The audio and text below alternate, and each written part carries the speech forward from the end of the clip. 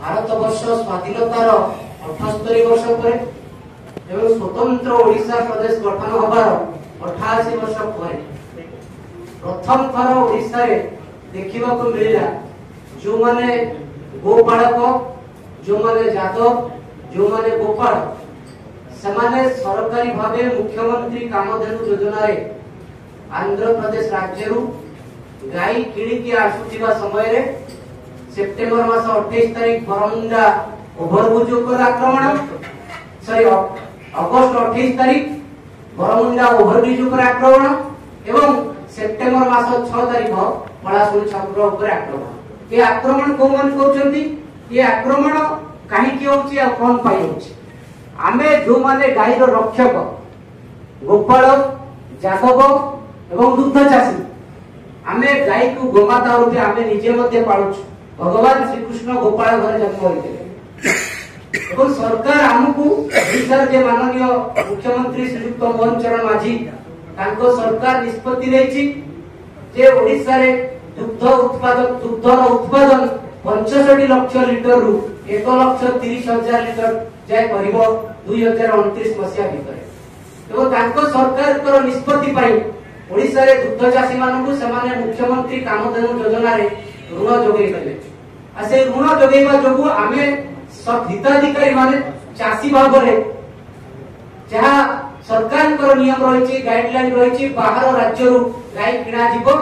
यदि ओडिशा रु गाय किना जाय त ओडिशा र गाय सेही क्षीर उत्पादन करिवो एवं दुग्ध उत्पादन मूल्य दुग्ध उत्पादन दुई गुण होई पाइबो काई तणो आंध्र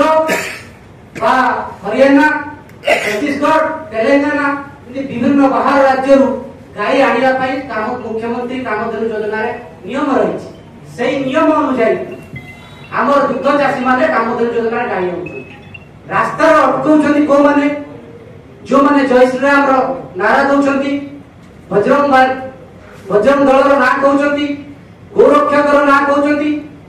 बा बेले बेले आरएसएस रो ना कहउछंती आमे मुख्यमंत्री की श्रीयुक्त मोहन चरण माझी को आज मध्य मीडिया माध्यम रे गणमाध्यम रे आपन प्रश्न करिया पे चाहूछु जे जो सरकार मुख्यमंत्री मोहन माझी को सरकार जो निष्पत्ति लेछि से संगठन गुडी को होचंती बजरंग दल हो विश्व हिंदू परिषद हो बा आरएसएस हो तांकर मद अनुष्ठान बा हस्तु प्रतिम अनुष्ठान सेमान तांको सरकार जो निष्पत्ति लेछि राज्य रे दुग्ध उत्पादन दुई गुण होबो ताले सेमाने कोणे तेरे अंतराय आरएसएस बजरंग दल विश्व हिंदू परिषद एमाने सतरे असली ना नकली जो माने आम दुग्ध चाषी मान ऊपर ओडिशा तमाम आक्रमण करछथि केवल बरमुंडा ओवरब्रिज ऊपर नुहे केवल पलाशुणी ठारे नुहे बरगढ़ ठारू आरंभ करी पश्चिम ओडिशा ठारू आरंभ करी नुआपड़ा दुग्ध चाषी मान को दुई जन दुग्ध चाषी गाई आनी आसुथिबा समय रे सेमान को परिश्रा पियाइले सेमान दलित लोक थे दुग्ध चाषी जे कोन जाति रही पारे से दलित होई पारे ब्राह्मण होई पारे कर्ण होई पारे क्षत्रिय होई पारे आदिवासी होई पारे किंतु दुग्ध चाषी समस्त वर्ग ए आक्रमण दुग्ध चाषी ऊपर होउछि तेणु आज मीडिया माध्यम रे हम जो तीनटा दाबी रहिछि आसंता 17 तारिख संध्या सुधा माननीय मुख्यमंत्री श्री मोहन चरण माझी पुलिस को हमें अनुरोध करूछु जे समस्त गो माफिया गो गुंडा जो माने आम भाई मान को चाषी मान को आक्रमण कले समस्त चाषी को आक्रमण करिवे समस्त चाषी को जो माने आक्रमण करछथि समस्त को गिरफ्त करिवे हमर प्रथम दाबी एवं द्वितीय दाबी होछि जे मीडिया बंधु मान को द्वारा कहया चाहूछु यदि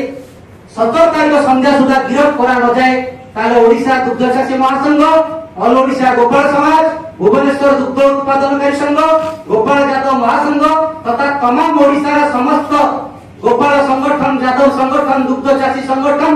भुवनेश्वर राज्य राजधानी भुवनेश्वर विधानसभा को हमें 18 तारिख दिन घेराव करिबु एवं विधानसभा सम्मुख में जोरदार आंदोलन करिबु। प्रश्न अछि